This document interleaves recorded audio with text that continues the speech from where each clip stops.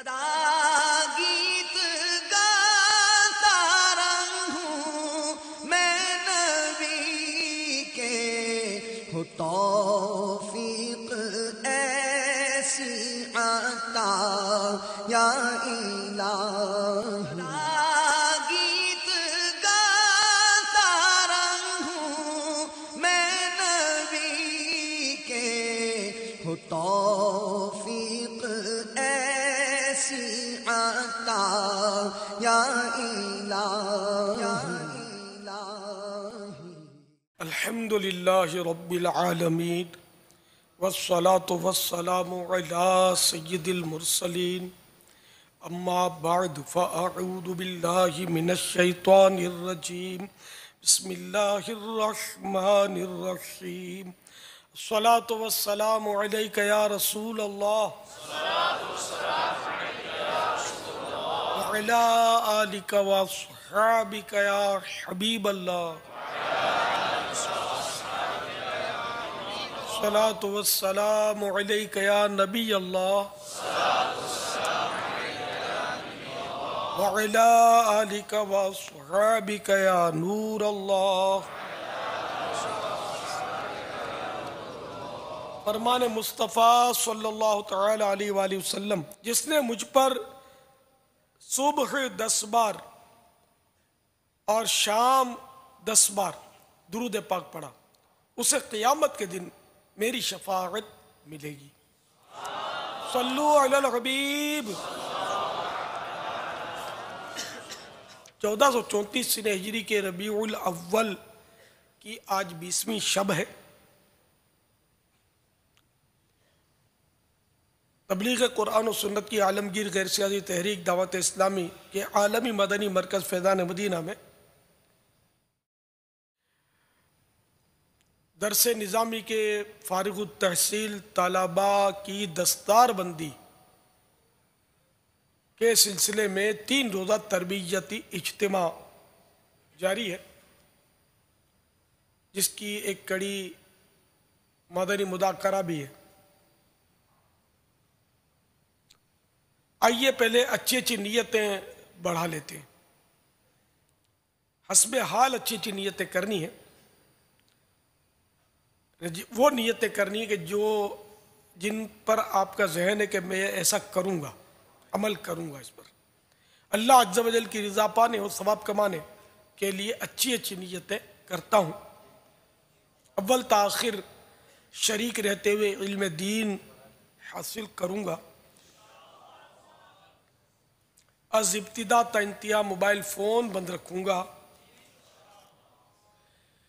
یہاں انشاءاللہ کہنے کا آپ کے موقع نہیں، کیونکہ آپ کے پاس موبائل فون، جو میلاد حال میں ان کے پاس تو موبائل فون ہے ہی نہیں نا، تو نیت ہوش کے ساتھ کریں۔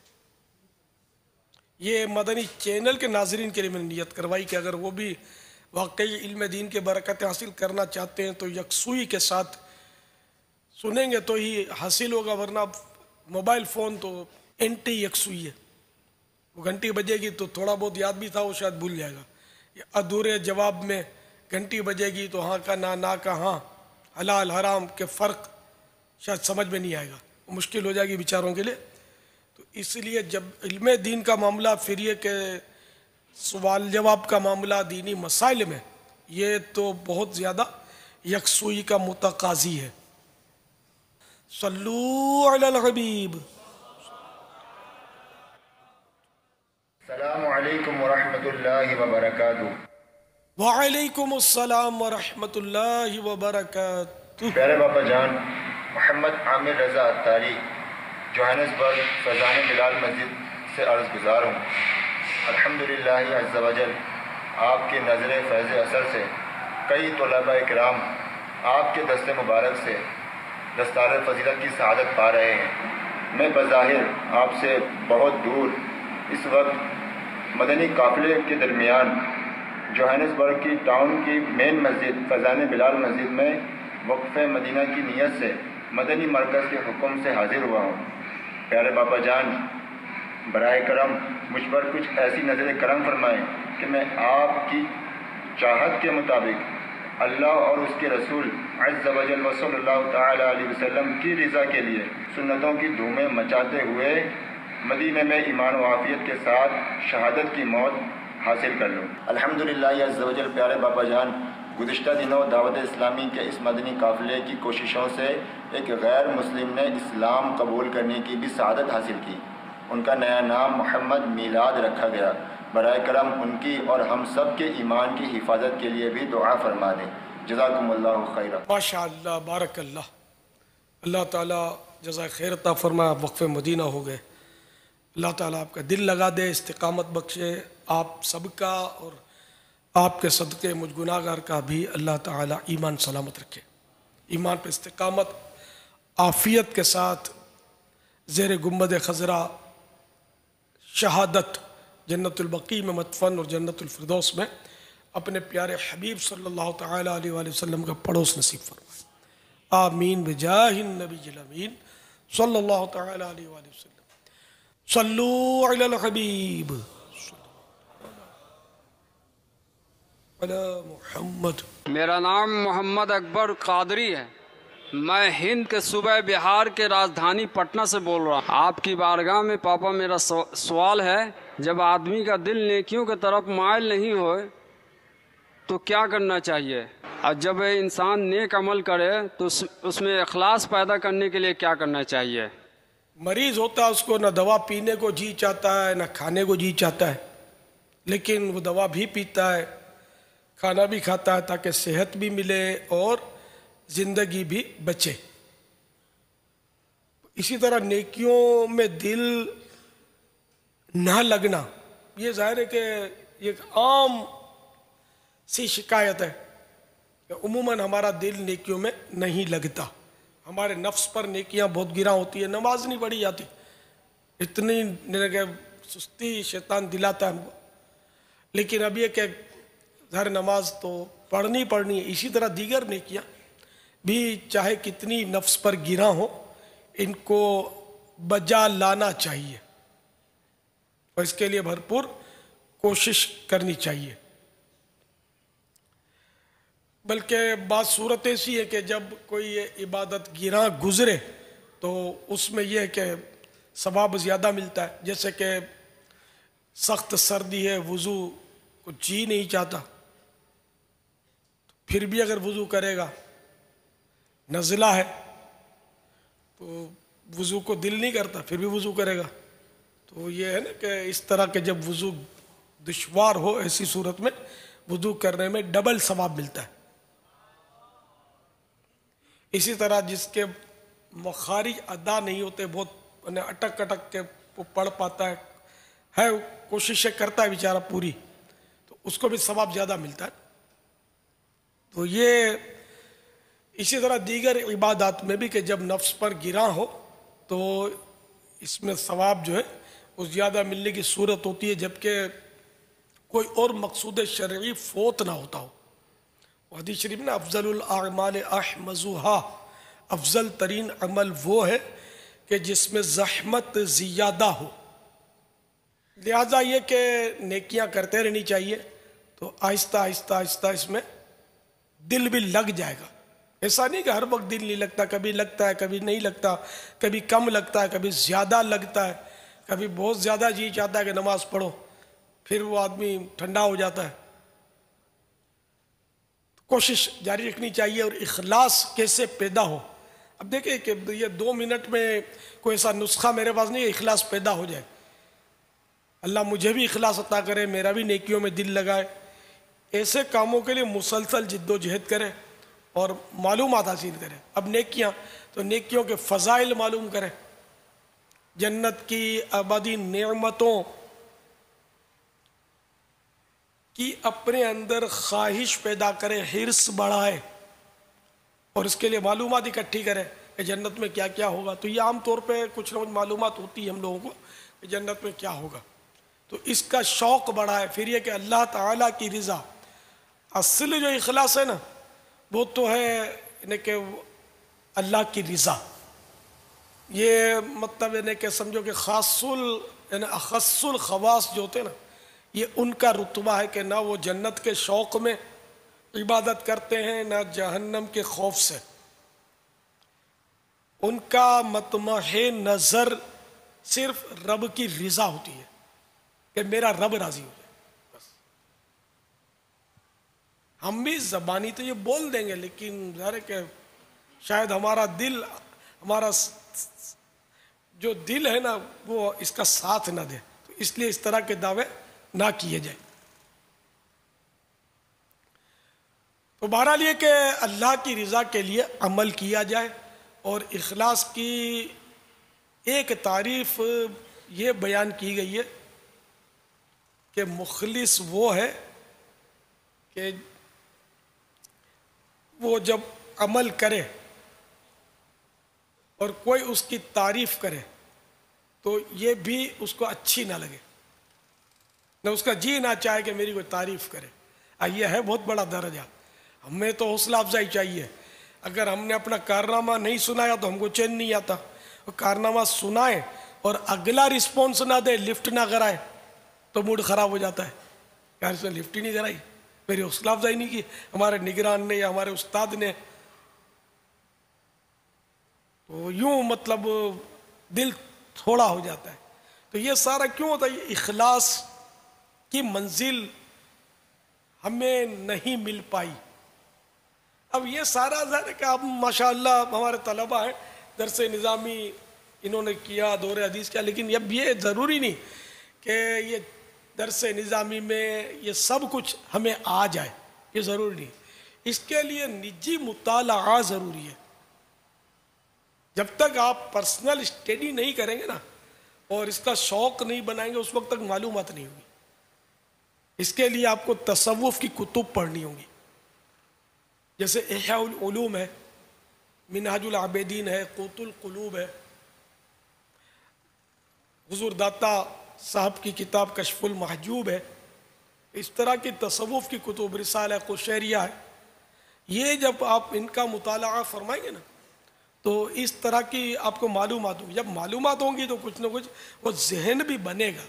ورنہ ابھی تو سچی بات ہے کہ ہمارا ذہن ہی نہیں بنتا، یعنی اخلاص کی تعریف تک پتہ نہیں ہوتی. حالانکہ یہ تو ایسی چیزیں ہیں کہ ان کا تو معلوم ہونا فرض علوم میں سے ہے. اخلاص کا معلوم ہو، اخلاص کا جو اینٹی ہے ریا، الٹ، اس کے بارے میں اس کی تعریف معلوم ہو، توکل کی تعریف معلوم ہو کہ یہ علوم میں قلبیہ یا فرائض قلبیہ میں سے یہ علوم یعنی باطنیہ، قلبیہ باطنیہ. اب یہ اصطلاحات بھی ظاہر ہے کہ وہ ہمارے لیے نئی ہوتی ہیں، ہم بھول جاتے ہیں، پتہ ہی کچھ نہیں ہوتا. پھر ہم مطلب یہ سمجھتے ہیں کہ ہم نے درس نظامی کر لیا، دور حدیث کر لیا، ہم علامہ صاحب بن گئے، مفتی صاحب بن گئے. اللہ کے والے مفتی بولتے ہیں تو ہم خوش ہوتے ہیں، ان کو روکتے بھی نہیں ہیں. اپنی پوزیشن یہ ہوتی ہے. معلومات جو بنیادی، صحیح بولتا ہوں، بنیادی معلومات وہ نہیں ہوتی. نہ دل لگا کے یہ پڑھے ہوتے ہیں، بس کسی طرح بھی وہ دستار بندی ہو جاتی ہے، پگڑی سر پہ رکھی اور علامہ بن گئے، خلاص. یہ نہیں ہے. عالم علم سے ہوتا ہے. آپ کو پرسنل اسٹڈی ضروری ہے، سب کو مطالعہ کرنا چاہیے. کیا درس نظامی کیے ہوئے، کیا علماء، کیا مفتیان کرام، یہ سبھی کو مطالعہ جاری رکھنا ہوتا ہے. اگر مفتی صاحب بھی مطالعہ سے پیچھے ہٹیں گے تو جو کچھ پڑھا تھا سیکھا تھا نسین منسین ہوتے دیر نہیں لگتی، بھول جاتے. یہ مسلسل جاری رہے. یہ علم کی ایک خوبی ہے کہ جتنا خرچ کریں گے یہ بڑھتا ہے، تو سیکھتا رہے، سکھاتا رہے، بانٹتا رہے. تو جو عیسائی بھائی جنہوں نے سوال کیا ان کے لیے بھی یہی عرض ہے کہ یہ کتابیں آپ پڑھیں، علماء کی صحبت، معاشقان رسول کی صحبت، مدنی قافلوں میں سفر. تو اس طرح انشاءاللہ یہ کہ یہ معلومات ہوتی رہیں گی. مدنی انعامات پر عمل کریں. باقی 2 منٹ میں یہ سب کچھ ظاہر ہے کہ 2-4 منٹ میں اگر کچھ بتا بھی دیا جاتا ہے تو یاد تھوڑا ہی رہتا ہے. تو اخلاص یہ ہے، یہ ذہن میں رکھیے. اصل میں جو اخلاص کی تعریف ہوئی ہے کہ عمل صرف اللہ کے لیے کیا جائے، اس میں غیر کی رضا شامل نہ ہو. اچھا، پھر اس کی صورت بنے گی کہ بعض صورتوں میں غیر کی رضا ان معنوں کو ہوتی ہے کہ اصل مقصود اللہ کی رضا ہوتی ہے. جیسے ماں کی اطاعت کر کے ماں کو خوش کر دینا، یہ اللہ کی رضا کے لیے ہو، یہ اخلاص کے ساتھ مربوط ہے. یہ کسی مسلمان کی دل جوئی محض اللہ کی رضا کے لیے کی تو اب یہ بھی اخلاص کے ساتھ ممکن ہوئی، جبکہ اس سے کوئی ذاتی مفاد نہ ہو۔ ہمارا عام طور پہ ذاتی مفاد وابستہ ہوتا ہے کسی کو خوش کرنے میں، تو جب نہ ہو محض اللہ کی رضا کے لیے، وہ شکریہ کی بھی طلب نہ ہو، مگر ہماری تو حالت یہ کہ اگر ہم کسی کے ساتھ احسان کریں اور تھینک یو نہ بولے تو موڈ خراب ہو جاتا ہے، یار بڑا بے مروت آدمی ہے، تھینک یو نہیں بولا، یار شکریہ تک ادا نہیں کیا اس نے، رکھا بالکل خشک آدمی ہے۔ یہ پھر ساری باتیں اخلاص کے منافی ہیں، بلکہ یہ بدگمانیوں اور گناہوں کے دروازے کھولنے والی باتیں۔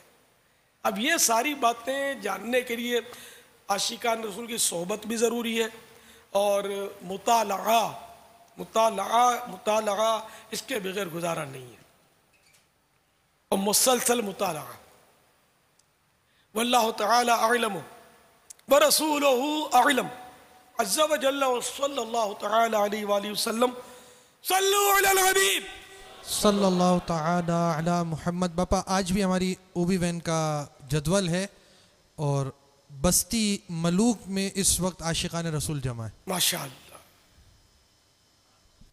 ماشاءاللہ، مرحبا جی آیا نو، بستی ملوک نزد ملتان شریف، پنجاب، پاکستان۔ ماشاءاللہ ماشاءاللہ، بہت سارے صاحبہ جمع کر لیے انہوں نے، ماشاءاللہ، مرحبا، بارک اللہ۔ السلام علیکم ورحمۃ اللہ وبرکاتہ۔ وعلیکم السلام ورحمۃ اللہ وبرکاتہ۔ پیارے بابا جان سے میرا سوال ہے، غرور اور تکبر کو کس طرح جانچا جائے، اس کی علامت کیا ہے، اس کی وضاحت فرمائیں۔ السلام علیکم ورحمۃ اللہ وعلیکم وبرکاتہ۔ السلام ورحمۃ اللہ وبرکاتہ۔ غرور اور تکبر تو ایک ہی لفظ ہے نا، گھمنڈ بھی بولتے ہیں، عام طور پر چیڑ کر مالداروں کو بول دیتے ہیں کہ یہ بڑا مغرور آدمی ہے، یا مولانا کو بول دیتے ہیں بڑا مغرور آدمی ہے، اور یہ شرف مجھے بھی بہت حاصل ہے، ظاہر ہے میرا حلیہ بھی مذہبی ہے، لوگ مجھے بھی مولانا تو بولتے ہی ہیں، اچھا مجھے پھر میری برادری بہت بولتی تھی کہ یہ بہت مغرور آدمی ہے، اچھا یہ اب بھی بولتے ہوں گے، تو نصیب اپنے اور کیا کہ یہ مطلب کسی کو گھاس نہیں ڈالتا، اپنے کو بہت کچھ سمجھتا ہے، بڑے بڑے مولانا کو گھاس نہیں ڈالتا، بہت متکبر آدمی ہے، مغرور آدمی ہے، یعنی یہ میرے بارے میں تو بہت چلا تھا، اور اب بھی ہو سکتا ہے کہ کہیں کہیں ہو، لیکن کافی حد تک اس کی کاٹ ہو گئی۔ جو مجھ سے ملتے گئے میرے ساتھ بیٹھے تھوڑا بہت، تو وہ الحمدللہ ان کی غلط فہمیاں دور ہو گئی کہ ہم نے غلط سنا تھا اس کے بارے میں، یہ آدمی ایسا نہیں ہے۔ اور ویسے بھی سنی سنائی بات میں آ کر کسی کے بارے میں رائے قائم کر لینا، وہ بھی منفی رائے، تو شرعاً بھی جائز نہیں ہے نا، جب تک یعنی آدمی کوئی ایسا واضح قرینہ نہ دیکھے، یا مطلب یہ کہ کوئی ثبوت نہ ہو شرعی طور پر۔ اب شرعی ثبوت بھی تو پتہ نہیں ہوتا نا لوگوں کو کہ یہ کیا ہوتا ہے، تو فلاں نے بولا ہے بس ٹھیک ہے۔ اعلیٰ حضرت رحمۃ اللہ تعالیٰ علیہ نے بہت پیاری تحقیق فرمائی ہے اس طور پر کہ کسی پر گناہ کا یعنی کہ اطلاق کر دینا کہ یہ اس شخص نے گناہ کیا، تو اعلیٰ حضرت نے بہرحال جو کچھ اس پہ تفصیلات میں بیان کی، تو اس کا لب لباب عرض کرتا ہوں کہ اس نے فلاں گناہ کیا۔ کیسے پتا چلا؟ ہم نے سنا ہے۔ جب کہا جائے گا کہ بھئی تم نے سنا ہے، تو سنی سنائی بات کی وجہ سے تو گناہ کا اطلاق ہو نہیں سکتا کسی پر، نہیں جی، بڑے ثقہ آدمی سے سنا۔ ثقہ مانے قابل اعتماد، بہت قابل اعتماد اور نیک صالح آدمی سے ہم نے سنا ہے کہ اس نے یہ گناہ کیا۔ پھر اعلیٰ حضرت مزید فرماتے ہیں کہ اگر اس ثقہ سے رابطہ کیا جائے کہ اس نے جو گناہ کیا آپ کو یہ مطلب آپ کی طرف منسوب ہے کہ آپ نے ایسا کہا ہے، ہاں میں نے کہا ہے گناہ کیا ہے اس نے، کیا آپ نے دیکھا ہے؟ تو پھر جا کر یوں مطلب یعنی کہ وہ بات سامنے آتی ہے کہ وہ بھی کہتا ہے کہ میں نے سنا ہے. اس طرح مطلب اس کا گناہ یعنی کہ پایہ ثبوت تک پہنچتا نہیں ہے. اعلیٰ حضرت رحمۃ اللہ تعالی علیہ نے اس انداز کی سخت مذمت فرمائی ہے کہ جب تک مکمل تنقیح نہ ہو جائے، کنفرمیشن نہ ہو جائے، اس وقت تک کسی مسلمان کی طرف کوئی گناہ منسوب کر دینا یہ خود گناہ ہے. یہ الفاظ نہیں ہے کہ مطلب میں اپنی طور پہ خلاصہ عرض کروں کہ واقعی نے کسی طرح گناہ منسوب کرنا یہ تہمت ہے نا، جب تک کوئی واضح قرینہ نہ ہو، کوئی ثبوت نہ ہو. تو یہ اتنا عام ہے اور ہمارے طبقے میں بہت ہے، یہ مذہبی طبقے میں بھی ہے. عوام میں تو مذہبی طبقہ بھی تحقیق کی حاجت محسوس نہیں کرتا، ایک تعداد ہوتی ہے ان کی. حالانکہ غالباً مسلم شریف کی حدیث ہے کہ کسی شخص کے جھوٹا ہونے کے لیے اتنا ہی کافی ہے کہ وہ سنی سنائی بات آگے کر دے. تقریباً یہی الفاظ ہے حدیث شریف کے.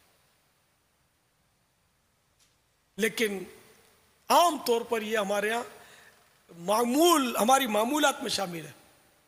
اب یہ آیا غرور اور تکبر والا، تو یہ بھی عام طور پر یہ کہہ دیا جاتا ہے کہ یار یہ وہ سیٹ ہے نا، ہم چندہ لینے گئے تھے، یار بڑا مغرور آدمی ہے، 1 ٹکا نہیں دیا.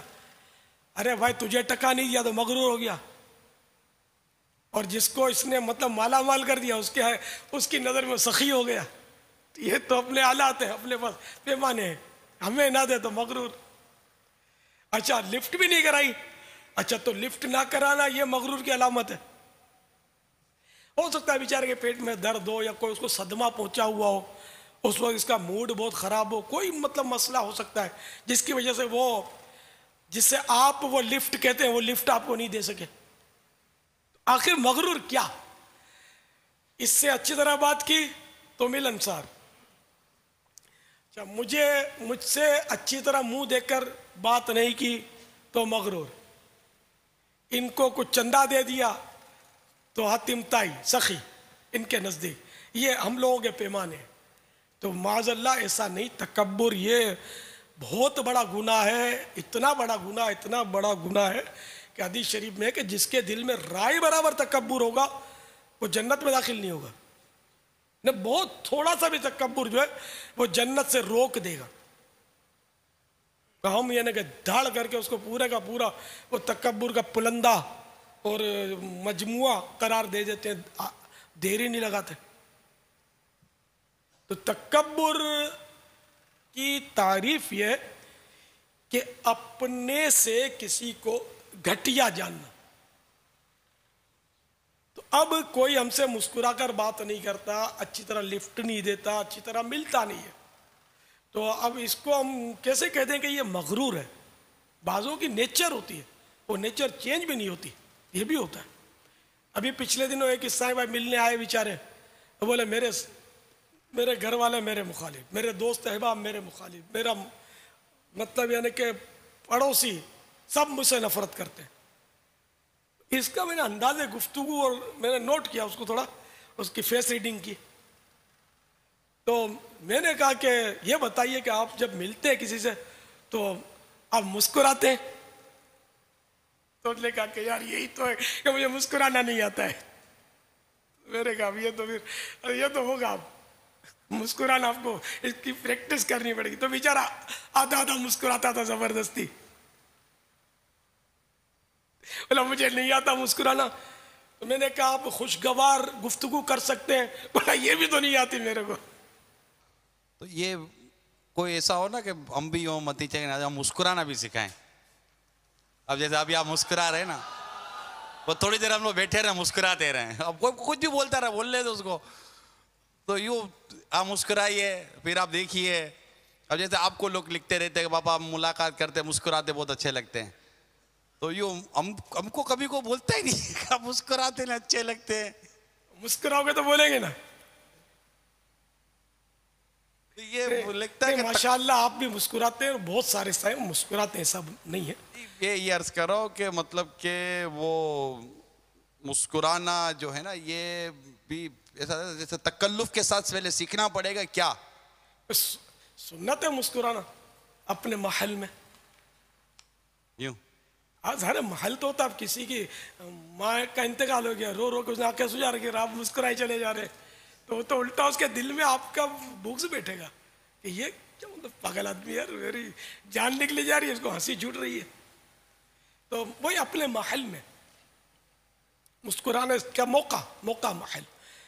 کوئی صدمے سے چور ہے تو اس کے سامنے اپنے منہ پر صدمے کے آثار پیدا کرنے ہوں گے.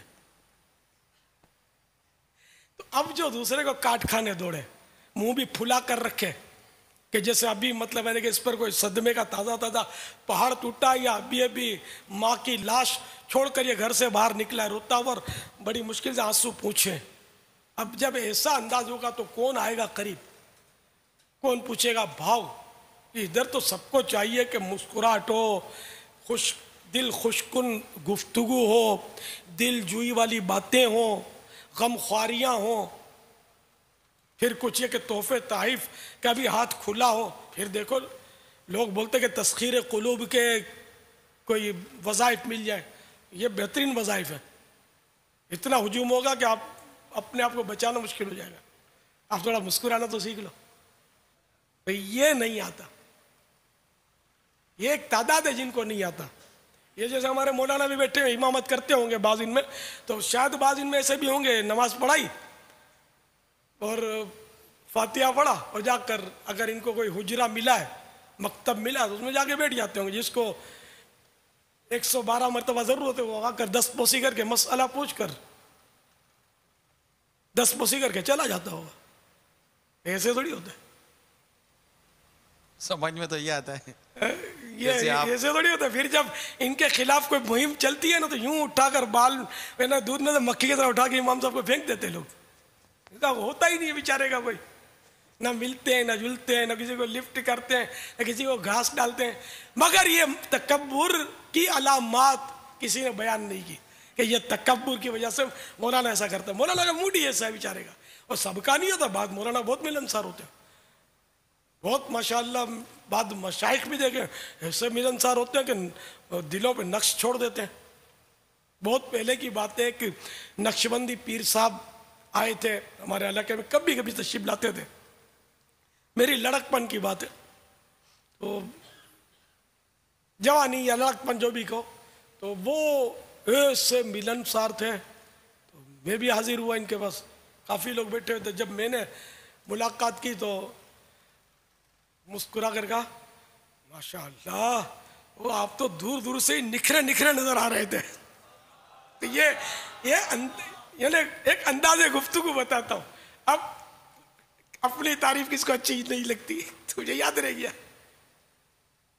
اگر کچھ اور بولتے تو شاید یاد نہ رہتے مجھے. وہ تو بڑا لفظ چھوڑا انہوں نے, اور کئی استائی بھائی ان کے مرید ہو گئے, لیکن بہرحال میں تو مرید نہیں ہوا. تو یوں مقصد یہ کہ ان کا آستانہ بھی بہت چلا, اور آخری اطلاع تک شاید اب بھی وہ باقاعدہ حیات ہوں. کچھ عرصے پہلے تک تو حیات تھے, اب آج کی خبر نہیں مجھے پتا, لیکن یہ کہ اچھے سنی بزرگ ہیں. تو یہ ہوتا ہے مطلب کہ جو ملنسار ہوتا ہے اپنے نقوش چھوڑتا ہے, یا جو غیر ملنسار یا چڑچڑا ہوتا ہے نقوش وہ بھی چھوڑتا ہے, لیکن منفی نقوش ہوتے ہیں اس کے. گجراتی میں کہاوت ہے, ہنسے تینو گھر وسے, ہنستا اس کا گھر بستا ہے. تو بہرحال یہ کہ تکبر کی تعریف میں نے عرض کر دی کہ جو دوسرے کو اپنے سے گھٹیا جانے, حقیر سمجھے, یہ ہے تکبر. تو اس لیے وہ کوئی ملتا نہیں اچھی طرح تو اس کو یہ نہیں کہیں گے کہ یہ مغرور ہے. معاذ اللہ, یہ ہمارا مغرور کہنا یہ تہمت باندھنا ہوگا کہ بغیر کسی واضح قرینے کے ہم نے کہہ دیا تو اب گناہگار ہم ہوئے. تو اس سے توبہ کرنی چاہیے. کسی کو بھی تکبر کا نہ دیا کہ یہ بھی یہ امراض باطنیہ میں سے ہے, یہ باطنی مولیکات میں سے تکبر کا یہ پتہ نہیں چلتا, یہ دل میں بندہ سوچتا رہتا ہے. اب یہ کہ کب کب اس کی صورتیں پیش آتی ہیں, اس کا امکان ایک سمجھ میں آتا ہے کہ جیسے کہ پیر جو ہے یہ اس کے لیے بہت ہی امکان ہے کہ اپنے مرید کو یہ گھٹیا جانے. کہ میں نے اتنی ریاضتیں کی، اتنی وہ یہ کیا تو وہ کیا، اور یہ لے اپنے آپ کو کیا سمجھتا ہے، چپ بیٹھا رہے. یہ کہنا بھی تکبر نہیں ہے. دل پر غور کرے کہ یہ کیوں کہا. استاد اور شاگرد، استاد کے لیے یہ بہت بڑا خطرہ ہے کہ وہ تکبر میں مبتلا ہو، کہ طالب علم کو حقیر سمجھے، خصوصاً وہ طالب علم جو اکھڑ ہو، کند ذہن ہو، اس کو یہ حقیر اور گھٹیا جانے. اس پر یہ سب استادوں کو غور کرنا ہے. اسی طرح سیٹھ اور نوکر، ان میں بھی یہ امکانات ہے کہ سیٹھ اپنے ملازم کے ساتھ بعض اوقات ایسا انداز اس کا ہوتا ہے کہ لامعالا لوگ بولتے ہیں کہ یار یہ سیٹھ مغرور ہے، بولنا نہیں چاہیے، لیکن ایسے انداز اختیار کرتا ہے. اب وہ جہالت تو عام طور پر ظاہر ہے کہ اس تعلق سے جہالت تو ہوتی ہے. اہل علم جو ہوتے ہیں ان مانو کر بسا اوقات ان پر بھی اس تعلق سے جہالت ہی کا غلبہ ہوتا ہے، یا اس کی بھی توجہ نہیں ہوتی کہ میں یہ تکبر میں پڑھ چکا ہوں، میں ریاکاری میں پڑھ چکا ہوں، میں حب جاہ کا مریض ہو چکا ہوں. اس کو نہیں، شعور نہیں ہوتا، اس کا ادراک نہیں ہوتا علامہ یا مفتی بعض اوقات، لیکن اس میں پڑ جاتا ہے. تو اس کے لیے وہی کہ میں نے کہا نا کہ تصوف کے بغیر یہ ممکن نہیں ہے. یا تصوف یا کسی صوفی باصفا کی صحبت، یہ دونوں چیزیں اگر حاصل ہو جائے نا تو کافی حد تک یعنی کہ ذہن کی صفائی، دل کی صفائی اور ان چیزوں کا ادراک حاصل ہو سکتا ہے، سمجھ آ سکتی ہے، اور آدمی اپنے آپ کو اللہ کی مدد سے بچا سکتا ہے. ورنہ تو جب پتہ ہی نہیں ہے، بے شک اللہ ہی بچانے والا ہے، تو اللہ تعالیٰ مسبب الاسباب ہے، اس نے اسباب پیدا فرمائے. تو یہ علم اور معلومات، تصوف کی معلومات، تصوف یہ نئی چیز نہیں ہے، بہت پرانے دور سے یہ چل نکلا ہے. تصوف کا جو اصطلاح یہ نئی نہیں ہے، اور یہ شریعت سے ہٹ کر نہیں ہے، یہ شریعت ہی ہے. شریعت سے جو ہٹی ہے تو پھر وہ تصوف ہی نہیں ہے نا. جو شریعت سے ہٹ کر جو جوہلا ہوتے ہیں نا، جو صرف کہلاتے ہیں اپنے آپ کو صوفی، وہ تو مستصوف کہلاتے ہیں نا، مستصوف. وہ جو جعلی صوفی ہوتے ہیں، تو پہلے میں سین ہے، مستصوف یعنی بناوٹی صوفی، لکھ لیجئے مستصوف، پہلے سین بعد میں سواد. ان کو خود پتہ نہیں ہوتا. اب ہے صوفی صاحب، نام ہے صوفی صاحب، بات پہ جب غصہ آتا ہے تو گالیاں بکتے ہوتے ہیں، یا اس کو جھاڑا اس کو لتاڑا. ارے وہ ابے تبے اخلاق جیسی کوئی چیز ہی نہیں ہوتی، کنجوسی تو ڈیرا ڈال کے پڑی ہوتی ہے. تو یہ تھوڑی صوفی ہوتا ہے. تصوف کی ایک تعریف اتنی زبردست ہے کہ تصوف خالی ہاتھ دل کی خوشی کا نام ہے. پھوٹی بادام اپنے پاس نہیں، کوڑی ایک نئی جیب میں بالکل کنگال ہے، وہ دل خوش ہے. اب ایسے صوفی صاحب کہاں سے لائیں گے؟ یہ مزاروں میں چلے گئے، کہیں غاروں میں چھپے ہوں گے. تو یہ میں جنرل بات کرتا ہوں کہ اب عوام میں بھی ہوں گے، لیکن ہماری نظروں سے اوجھل. تو عام طور پہ مطلب یہ کہ یہ منزل تو چلو اب حاصل ہوتے ہو، لیکن پھر بھی کچھ تو ہو. ہم تو مطلب مبتدی بھی تو نہیں ہے نا. تو بات پہ جھوٹ بولتے ہیں، جھوٹے وعدے کرتے ہیں، دھوکہ دینے میں آسرا ہی نہیں کرتے. کسی کو جھاڑ کر اس کا دل دکھانے میں بالکل، کسی کا دل دکھا دیا آدمی نے غصے میں آ کر، تو پھر بھی تو احساس نہیں ہوتا نا کہ میں نے غلط کیا، کہ معافی مانگ لوں. یہ بھی تو نہیں ہے نا، احساس ہی نہیں ہے. لگے ہوئے ظاہری حلیہ آ گیا، تھوڑا وہ علم پڑھ لیا تو ہم سمجھتے کہ بس اب جنت سے ہمیں کوئی روک نہیں سکتا.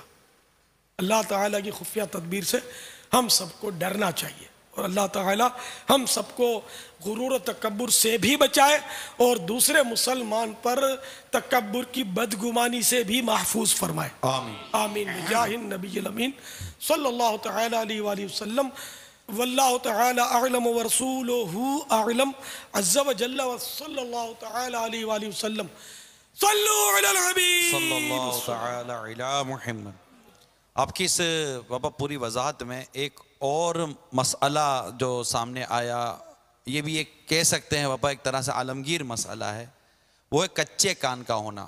بڑے بڑے عقل مند کہلانے والے حضرات بھی دیکھا جاتا ہے کہ وہ کچے کان کے ہوتے ہیں، اور کسی نے آ کر بس کان میں کو پھونک ماری اور فوراً اس کی بات پر اس کا یقین کر لینا اور کسی اور کے بارے میں ذہن بنا لینا، یہ ایک ایسا مرض ہے کہ جس سے خود اس کو بسا اوقات کسی ایک مقام پر جا کر بڑی شرمندگی ہوتی ہے۔ ہر ایک کی بات سن کر یقین کر لینا اور مسئلے کی کسی تحقیق میں نہ جانا اور دوسروں کے متعلق بدگمانیاں قائم کر لینا، اس کے متعلق عموماً ہمارا مطلب جو اب جیسے کہ ہم لوگ ہیں کہ ہمارا حلیہ جو ہے نا، یہ صحیح بات ہے کہ ظاہری حلیہ سنورا ہے، باطن بہت گندا ہے،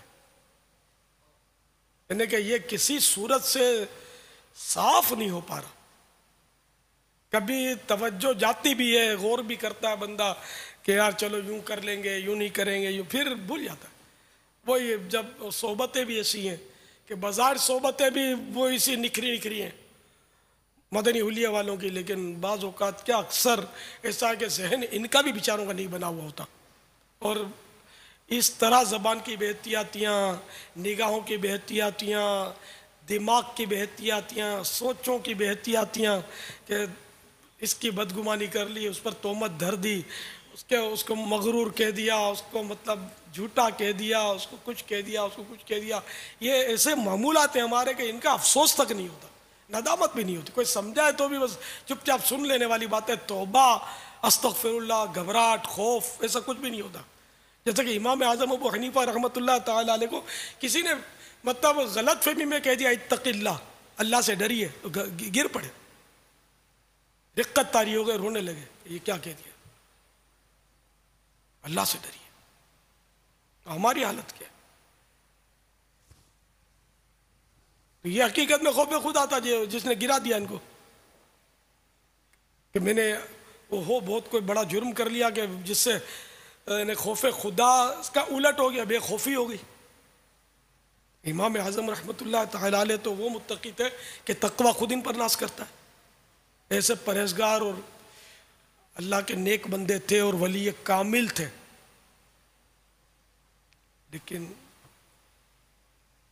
تو جتنا مطلب یہ نہیں کہ یہ لگتا ہے کہ جتنا تقوی زیادہ ہوگا اتنا اللہ کا خوف بھی بڑھے گا، اور جتنی تقوی کی کمی ہوگی اتنا خوف گھٹے گا۔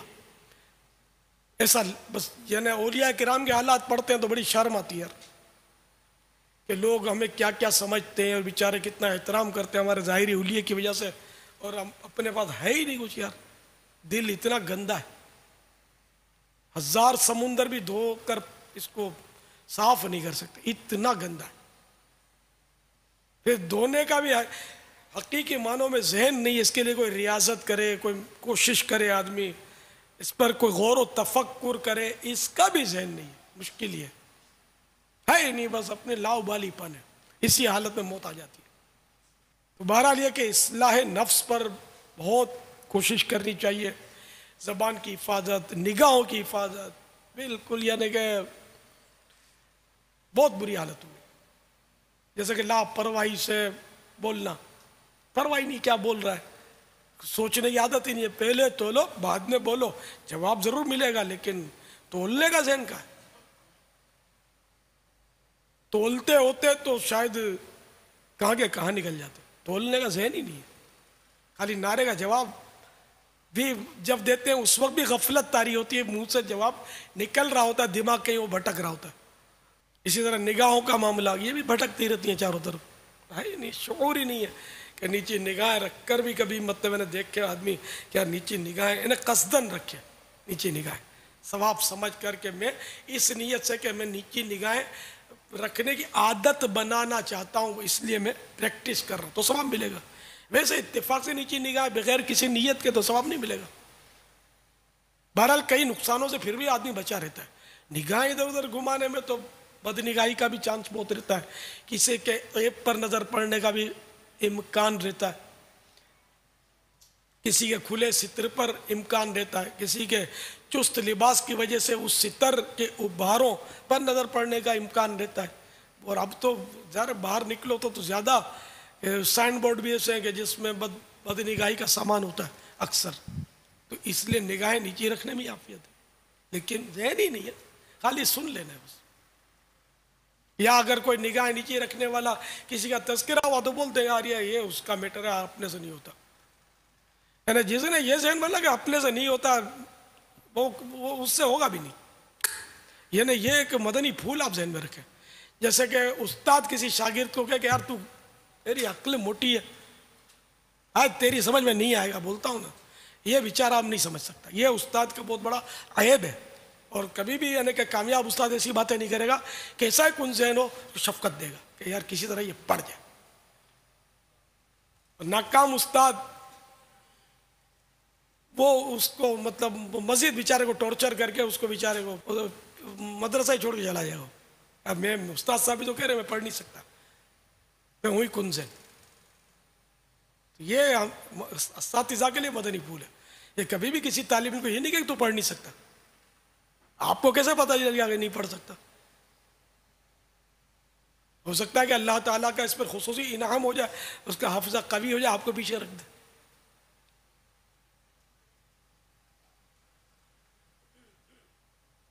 کسی کے بارے میں کچھ کہا نہیں جا سکتا. اب یہ شرابی ہے، جواڑی ہے، فلاں، یہ سدھر نہیں سکتا. آپ کو کیسے پتہ چل گیا کہ نہیں سدھرے گا کبھی؟ سیدنا فضیل بن عیاض رضی اللہ تعالیٰ عنہ اتنے بڑے ولی اللہ ہوئے، ڈاکو تھے. جب توبہ کی منزلیں طے کر لی، کہاں کے کہاں نکل گئے. حبیب عجمی رضی اللہ تعالیٰ عنہ بہت بڑے ولی اللہ گزرے، لیکن اپنے جب وہ گناہوں کا دور تھا تو اس وقت سود خور، مشہور سود خور تھے. لوگ نفرت کرتے تھے ان سے، بچے نفرت کرتے تھے. لیکن کہاں نکل گئے. عبداللہ بن مبارک رضی اللہ تعالیٰ عنہ کسی یعنی عشق مجازی میں گرفتار تھے، ایسے تھے، کہاں نکل گئے توبہ کر کے. تو یہ کب توبہ کر لے گا یہ شرابی یا جواری یا چور چکا یا ڈاکو یا جیسا بھی ہے، وہ کچھ کہہ نہیں سکتے. اس لیے ہم کسی کی آخرت کا فیصلہ کرنے والے نہیں ہیں. ہم اس کی آخرت کا فیصلہ کریں گے کہ ہماری آخرت کا کچھ فیصلہ نہ ہو جائے. اللہ تبارک و تعالیٰ کی خفیہ تدبیر کس کے بارے میں کیا ہے وہ کوئی بھی نہیں جانتا نا. میرے بارے میں کیا ہے نہ میں جانتا ہوں نہ آپ جانتے ہیں. اسی طرح آپ کے بارے میں کیا ہے نہ مجھے معلوم نہ آپ کو معلوم. تو اس لیے اللہ تعالیٰ کی خفیہ تدبیر سے ڈرتے رہے آدمی اور اللہ تعالیٰ سے پناہ مانگتے رہے. جو برائی کرتا ہے اس کی برائی سے ضرور متنفر رہے، لیکن اس برے شخص کے بارے میں اتنا بڑا برا گمان قائم نہ کر لے کہ اب یہ نہیں سدھرے گا یا یہ تو ہے ہی جہنمی، معاذ اللہ ثم معاذ اللہ. یہ ہمارا کام نہیں ہے، ہم اس کے مکلف نہیں بنائے گئے. بہت سمجھنے کی باتیں. اگر آپ کا حافظہ قوی ہوا اور ان مدنی پھولوں کو اگر آپ مدنی گلدستوں، دل کے مدنی گلدستوں میں سجانے میں کامیاب ہو گئے تو انشاءاللہ اگلی جو زندگی آپ کی گزرے، اللہ کرے کہ اور طویل زندگی ملے آپ کو، اس میں انشاءاللہ یہ بہت کام دیں گے آپ کو. اور مسئلہ وہی ہے کہ حافظہ قوی نہیں ہے، لکھنے کا ذہن نہیں ہے. یہ روایت سب کو یاد ہوگی، قید العلم بالکتابہ، علم کو لکھ کر قید کر لو، لیکن ذہن نہیں ہے کہ ہم اس کو قید کریں. ہم کو سب آتا ہے نا اپنے کو، تو لکھنے کی ضرورت کیا ہے. واللہ تعالی اعلم ورسولہ اعلم عز وجل وصلی اللہ تعالی علیہ وآلہ وسلم. صلو علی الحبیب صلی اللہ تعالی علی محمد. تمہیں معلوم کیا بھائی خدا کا کون ہے مقبول. تمہیں معلوم کیا بھائی خدا کا کون ہے مقبول. کسی مومن کو مت دیکھو کبھی بھی تم حقارت سے.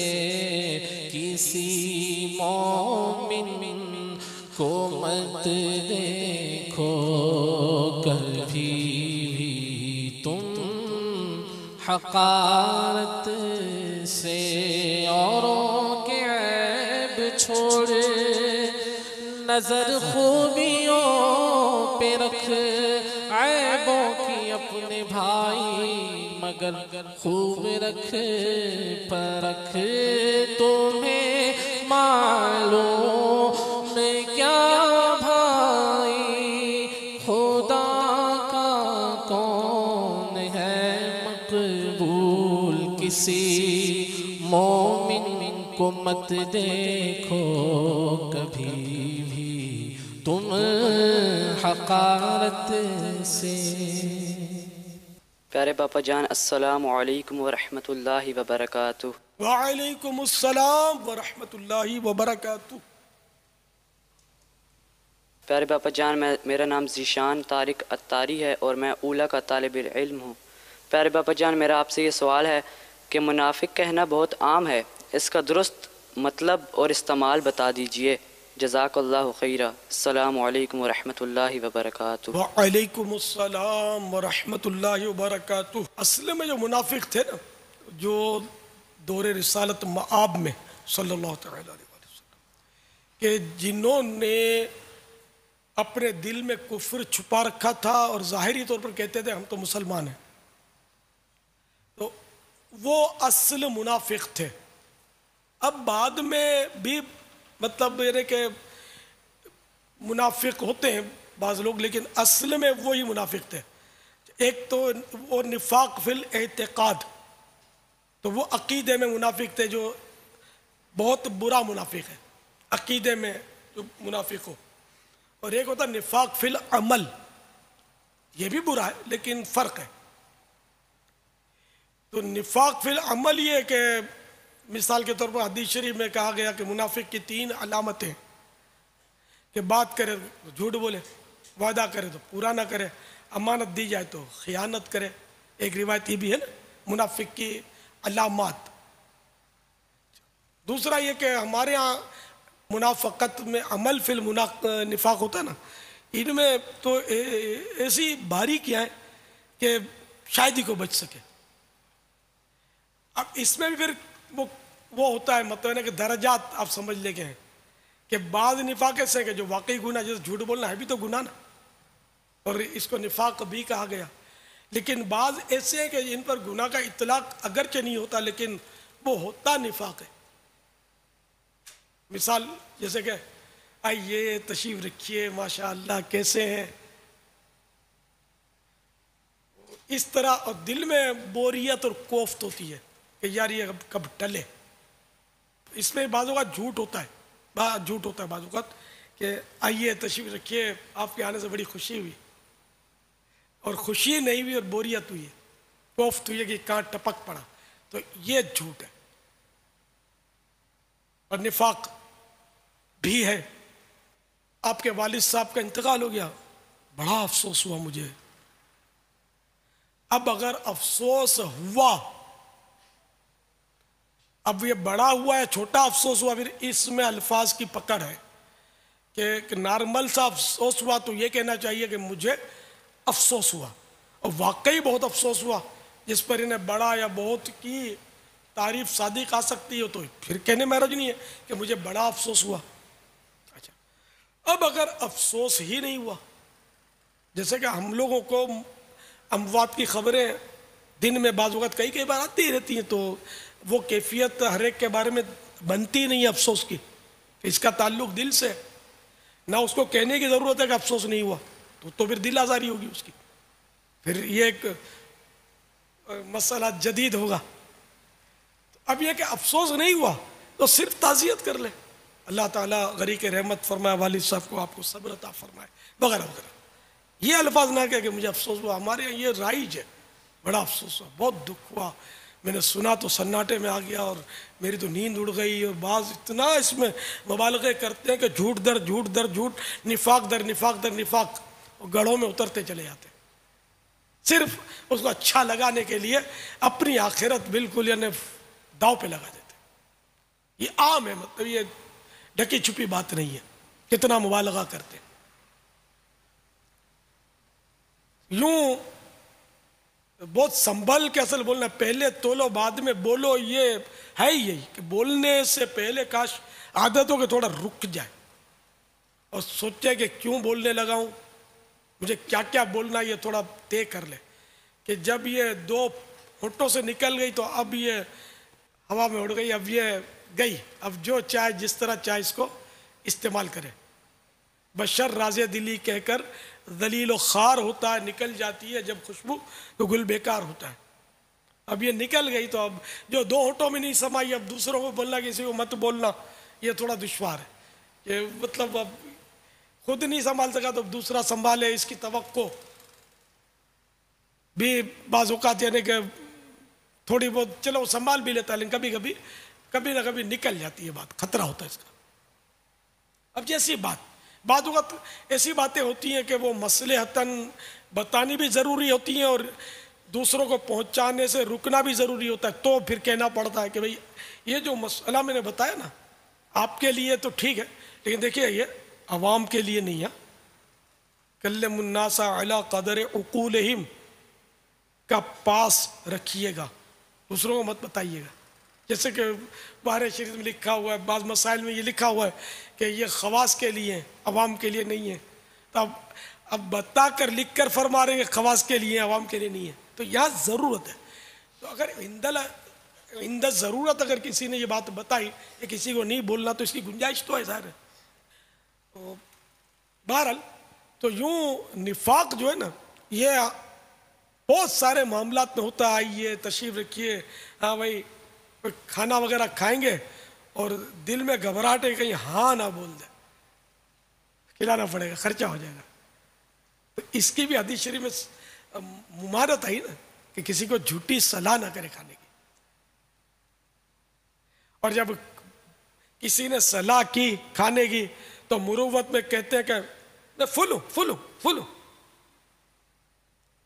اب تھوڑا اصرار کیا تو یہ پھول پورا کھل جاتا ہے،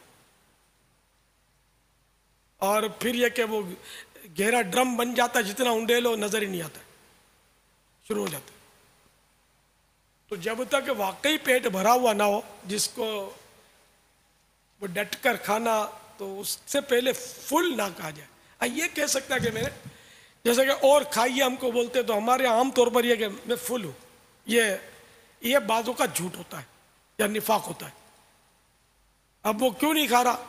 ایک صورت یہ ہوتی ہے کہ تیکھا بہت ہے، نہیں کھایا جا رہا، بولنے کی ہمت نہیں ہے. یہ بھی اچھی بات ہے کہ عیب نہ لگائے کھانے کو، فل ہوں. یا یہ کہ اپنے نفس کو پسند نہیں ہے تو بھی بول دے گا فل ہوں. یار میں کھاتا ہوں مطلب یعنی کہ بریانی، اور آپ نے رکھ دی ہے تندور کی روٹی، وہ بھی ٹھنڈی، کھائی نہیں جاتی، اور آپ کہے جا رہے ہیں کھاؤ، تو میں فل ہوں، جان چھوڑانے کے لیے بول دیا. ایک صورت، تیسری صورت یہ کہ پرہیزی کھانا ہے، اس کے حساب سے وہ پرہیزی کھانا کھاتا ہے اور یہ کھانا اس کی پرہیز کے مطابق نہیں ہے، تو پھر کہہ دے گا فل ہوں. یہ تیسرا جھوٹ کا سبب بنا. اچھا چوتھا یہ کہ پیٹ کے قفل مدینہ والا ہے اور اس نے کھا لیا ہے اپنی ضرورت کا، اب مزید یہ کھانا نہیں چاہتا، پھر منہ سے نکلے گا فل ہوں، تاکہ یہ اصرار نہ کرے. تو یہاں تو بہتر یہی تھا کہ یہ فل ہو ہی جاتا، تاکہ جھوٹ تو نہ بولتا، کہ جھوٹ بولنا حرام اور جہنم میں لے جانے والا کام ہے.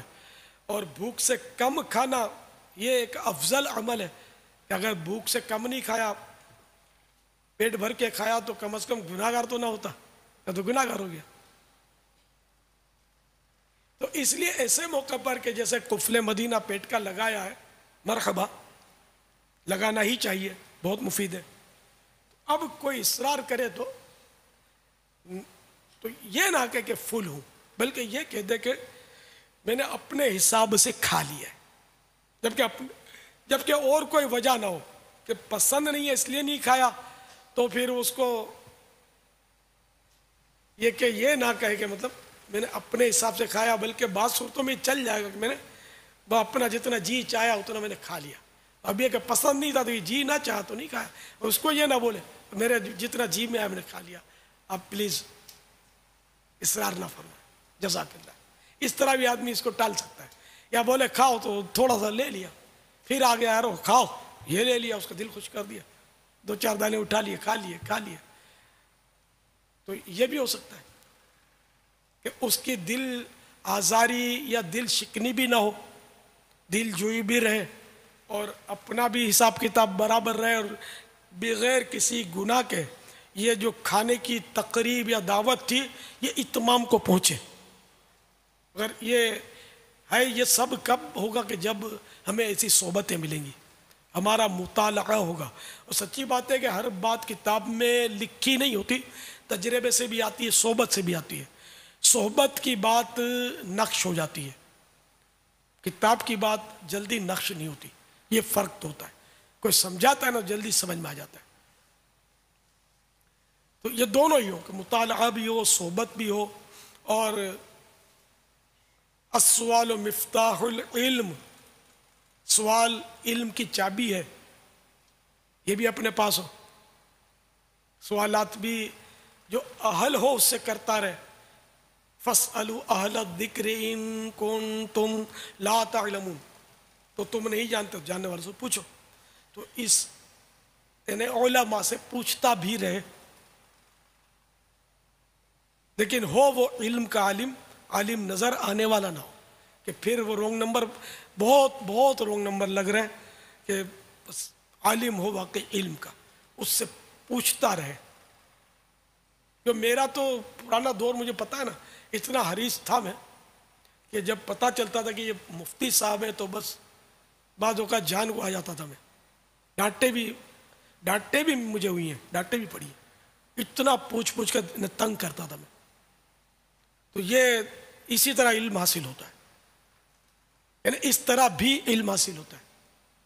وہ ڈانٹ بھی سہل ہے، پھر مسکرا لے تو ترکیب بن بھی جاتی ہے. ایک مفتی صاحب کے پاس حاضر ہوا تو میں نے عرض کیا کہ مسئلہ پوچھنا، تو ایک دم بگڑ گئے، جلال میں آ گئے. تو میں بھی ٹلنے والا نہیں، میں نے عرض کر دیا حضرت آپ ہی سے سکھائے.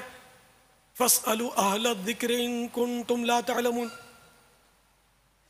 اچھا فرمائیے کیا پوچھنا چاہتے ہیں.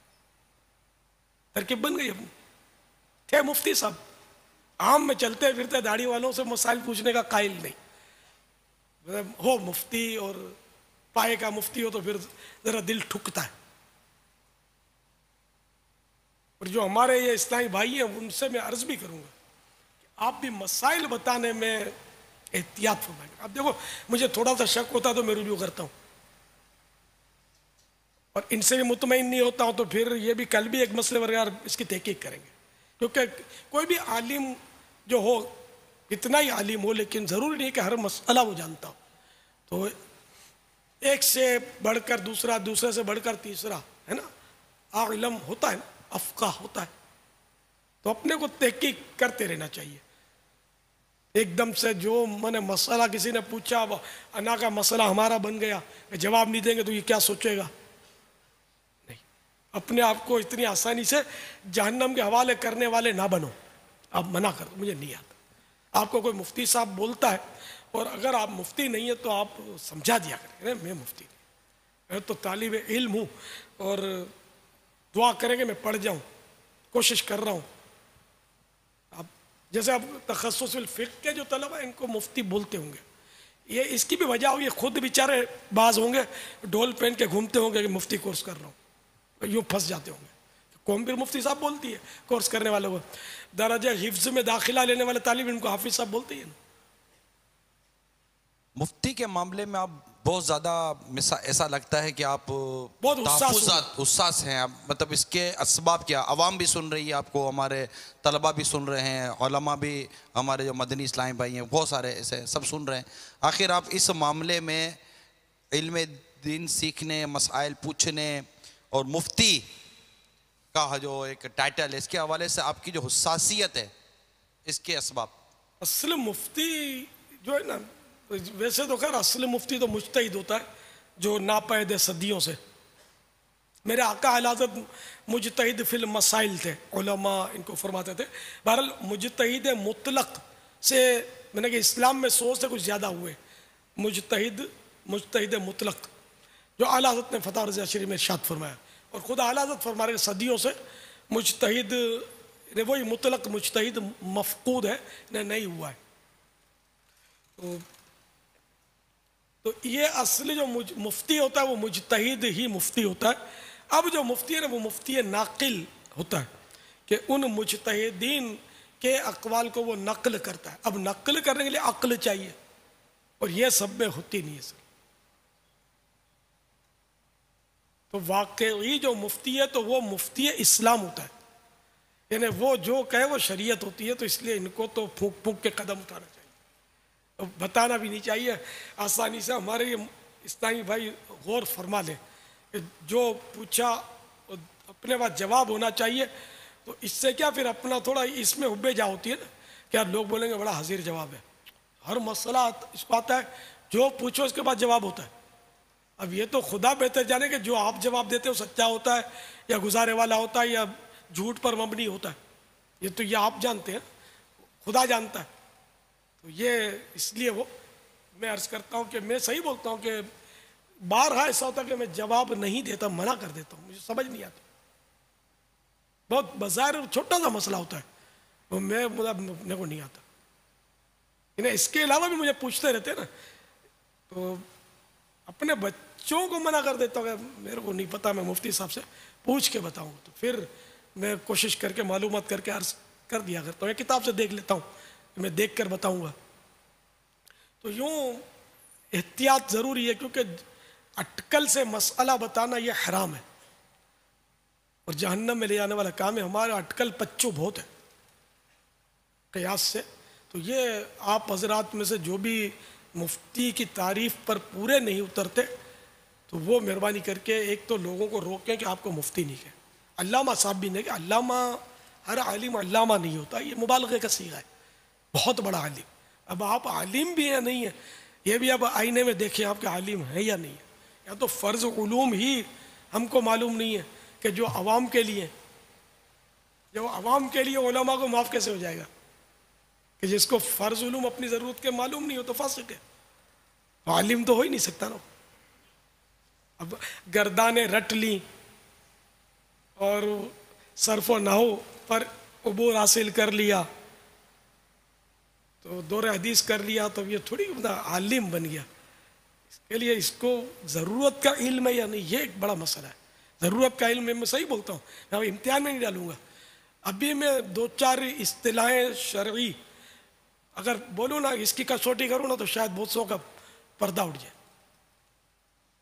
اس لیے میں برہم رکھتا ہوں، احتیاط کرتا ہوں کہ نہیں پوچھوں، اور یہ مشورہ بھی دیتا ہوں کہ علماء کو بھی کبھی جو علماء کہلاتے ہیں ان کو پوچھا مت کرنا اس طرح کہ بھئی چغل خوری کی تعریف کیا ہے، تو بدگمانی کی تعریف کیا ہے، تو اخلاص کی تعریف کیا ہے، تو توکل کی تعریف کیا ہے، تو جھوٹ کی تعریف کیا ہے۔ یہ دو چار میں نے نام لیے، اب ہر ایک اپنے آپ سے جواب طلب کرے کہ مجھے اس کی تعریف معلوم ہے کہ نہیں ہے۔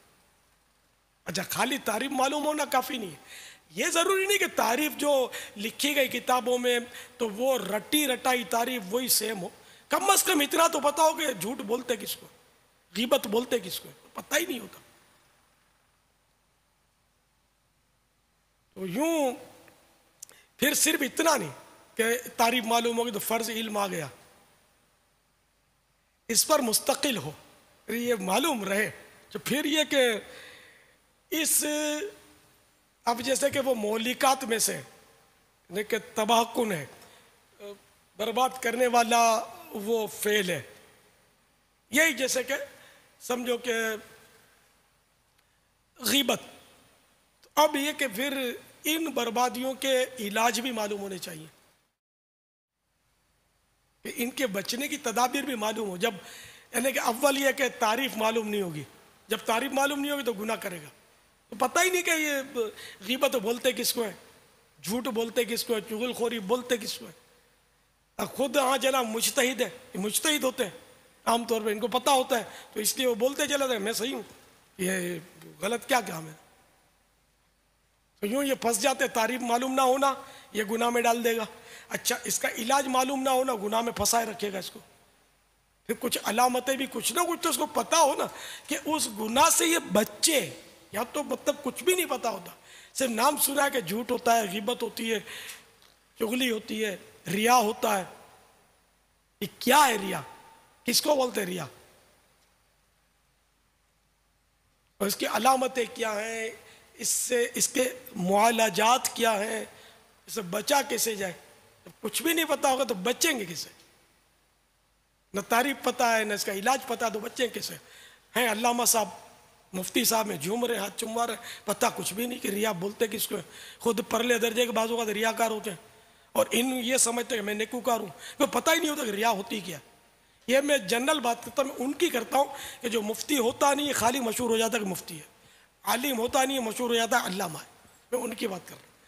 जो बुनियादी तौर पर वाकई उलमा और मुफ्तियान किराम है, वो इस वक्त यानी कि मेरा मौजू नहीं है, उनसे माज़अल्लाह उनको नहीं कह रहा, उनके तो कदमों की धूल मुझे मिल जाए तो शायद मैं भी कुछ इल्म की रोशनी पालूँ।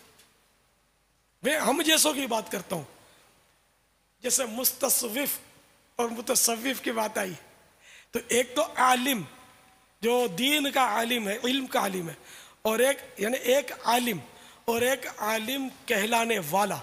तो मैं कहलाने वालों की बात कर रहा हूँ, इनको कुछ भी नहीं पता होता, बाज़ औक़ात होते लहीम शहीम और थोड़ा कद काट और रोब और दाढ़ी, तो ये इमामा बड़ा क्लफ वाला, तो लोग समझते हैं बहुत बड़ी वो इल्मी शख्सियत है, और जब बोलता है तो मसला हो जाता है। तो अल्लाह करे कि हम इल्म के आलिम बन जाए और हमें ये ज़रूरत का इल्म आ जाए, यानी कि फ़र्ज़ उलूम अल्लाह करे हमें आ जाए। फ़र्ज़ उलूम में बहुत कोताही है, तो ये जहन बना लिए कि जब तक फ़र्ज़ उलूम अपनी ज़रूरत के तो अवाम पर फ़र्ज़ है, यानी कि जिनको अपनी ज़रूरत के फ़र्ज़ उलूम अवाम में जिनको आते हैं ना, उनका आलिम होना ज़रूरी नहीं कि वो आलिम भी हो गया। यहाँ तो मतलब ये कि आलिम कहलाने वालों को फ़र्ज़ उलूम कितने आते हैं, या अब खुद गौर फरमा लें कि कितने आते हैं, तो इसमें बहुत सौ की शायद विकेट उड़ जाएगी। अल्लाह करे कि मतलब आ जाए। फिर यह कि पूछने का ज़हन हो, नहीं समझ आई पूछा, मैंने आलम से रुजू किया, जो भी हमसे आलम है, वाकई इल्म का आलम है, उससे रुजू करें, मुफ्तियान किराम से रुजू करें, इनसे दरियाफ्त करें, इनको लिखें, तो जब लिखेंगे तो जवाब तो आ ही जाता है। तो इस तरह ये कि आप ये क्या करें, इल्म के बिल्कुल हरीस बन जाए, मुताले के शाइक बने, हरीस बने, असातिज़ा भी मुताला करें, तलबा भी मुताला करें, सब मुताला करते रहे, पढ़ते रहे पढ़ते रहे पढ़ते रहे, भले हाफ़ज़ा कमज़ोर है पढ़ते रहे, कुछ ना कुछ बैठता रहेगा। ज़ाहिर है कि अरबी कुतुब अपनी जगह पर इनकी अहमियत का कोई इनकार नहीं है, जो भी मतलब हमारी दुरुस्त किताबें हैं अरबी, लेकिन उर्दू कुतुब की एक अपनी इफ़ादियत है, और उसमें अमीर सुन्नत की मैं बाज़ कुतुब जैसे कुफ्रिया कलिमात के बारे में सवाल जवाब, अभी जिन फ़र्ज़ उलूम तारीफ़ात के हवाले से और फिर इनके जो मुतालिकात हैं उसके हवाले से जो मदनी फूल हम ले रहे हैं, मिसाल के तौर पर जैसे रियाकारी के मुतालिक बात हुई, तो अब रियाकारी की एक तो तारीफ़, फिर इसके मुतालिक इसकी जो वईदात हैं ये सारी लिखने के बाद अब उसको पूरा खोल कर उसकी 80 मिसालें हैं। भाई रियाकारी किताब बड़ी प्यारी और बड़ी खूबसूरत और बड़ी उम्दा किताब अल-मदीनतुल इल्मिया ने इसको तरतीब दिया है और मक्तबुल मदीना से मिलती है। अल्लाह करे हम उसका पूरा मुताला करने में कामयाब हो जाएं। बड़ी जामे किताब है, मुख्तसर भी है और जामे भी है। लेकिन मैं एक समझाने के लिए ये बात अर्ज़ करता कि ये एक हमारी जैसे दरसी किताब है, फैज़ान सुन्नत का एक बाब है नेकी की दावत, उसमें ये मौजूद, जुआ उसमें मौजूद। इस तरह अगर हम गीबत की तबाहकारियाँ अपनी ये जो फैज़ान सुन्नत जिल्द अव्वल और ये कुफ्रिया कलिमात के बारे में सवाल जवाब ले लें, पर्दे के बारे में सवाल जवाब ले लें, गीबत की तबाहकारियाँ किताब ले लें, ये चंद किताबों के नाम जो अभी मेरे जहन में आ रहे हैं ये लें, तो इसका अव्वल ताखिर अगर हम बगौर मुताला करने का जहन बनाएं, एक बार कम से कम अगर नहीं किया तो मुताला करने का जहन बनाएं, मुझे मेरा गुमान गालिब है हमें इतनी मालूमात हासिल होगी, इतने फ़र्ज़ उलूम हासिल होंगे। फिर हदीस और फिर इसकी शुरुआत जो वहाँ लिखी गई कि इस हदीस की शरह मुफ्ती साहब ने ये लिखी है, फिर आयत करीमा इसकी तफसीर में ये बात आई है, तो एक कुरान की आयतों की तफसीर, फिर हदीस इसकी शुरुआत, فرض علوم سے متعلق جو کئی ایسی اصطلاحات ہیں، اس کی تعریفات، پھر اس کے جو دیگر جو متعلقات ہیں وہ ساری باتیں اتنی کھول کر بیان کی گئی ہیں. پھر جو دیگر دروس ہیں وہ اپنی جگہ پر ہیں. تو میں تو آپ کو مشورہ دوں گا، میرے مدنی چینل کے ناظرین کو مشورہ دوں گا، موضوع بڑا سنجیدہ ہے اور ہماری قبر و آخرت سے براہ راست متعلق ہے، براہ راست ہماری قبر و آخرت سے متعلق ہے، اور ہم سب کے لیے گویا کہ یہ ایک موضوع ہے.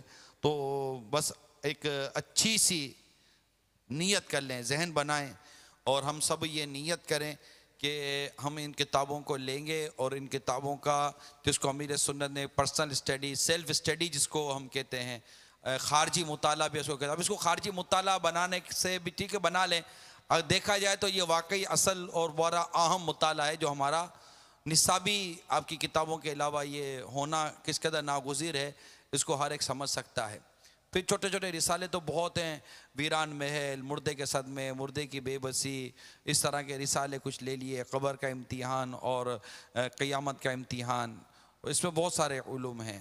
تو اب اللہ کرے کہ ہم کوئی اچھی اور پختہ واقعی نیت کرنے میں کامیاب ہو جائیں کہ ہم دوبارہ اس کو عصر نو اپنے جدول میں شامل کریں گے.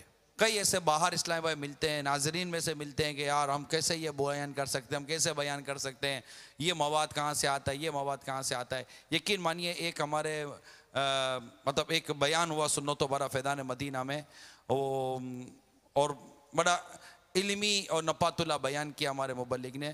تو کسی اسلام بھائی نے، بڑے وہ ذمہ دار تھے، انہوں نے ان سے پوچھا کہ یار یہ کیا یار آپ نے بیان کیا، یہ بیان آپ نے لیا کہاں سے؟ برجستہ انہوں نے جواب دیا، پردے کے بارے میں سوال جواب کتاب میں یہ بیان موجود ہے. ایک دفعہ مجھے موقع ملا، میں نے فیضان مدینہ میں بیان کیا، یہ مہینہ تھا محرم الحرام کا، کرامت امام حسین رضی اللہ تعالیٰ عنہ. اب بیان کے آخر میں پھر ایک عموماً ہمارے مبلغین یہ اعلان کرتے ہیں کہ یہ ماشاءاللہ میں نے بیان مقتوط المدینہ کے فلاں رسالے سے کیا. اب وہ بیان جب ختم ہوا تو مجھے خود ایک بڑے ذمہ دار ملے، کہا کہ جب آپ بیان کر رہے تھے نا تو میں بس اش کر رہا تھا کہ اتنی معلومات، اتنی تنقید، اتنی تحقیق کر آئیں، فلاں کیڑا یوں، اس کی سزا یوں، کیڑے کا یہ، کیڑے کا وہ، اس کا سزا یہ، اس کا یہ کرامت یہ، برکت یہ. مگر جب آخر میں آپ نے کہا نا کہ امیر سنت کا رسالہ ہے تو وہ کہتا دل بھی ٹھنڈ پہ گئی کہ یار سمجھ میں آیا کہ اس میں کتنی مطلب اس میں مواد، اس میں کتنی کوشش کی گئی. مگر ایک کاش کے ہم پڑھنے والے بنے، ایک کاش ہم پڑھنے والے بنے. کریں یار، نیت کریں یار. صلو علی الحبیب صلی اللہ تعالی علی محمد. صدا گیت گاتا رہوں میں نبی کے، ہو توفیق ایسی عطا یا الہی. گیت گاتا رہوں میں نبی کے، ہو توفیق ایسی عطا یا الہی.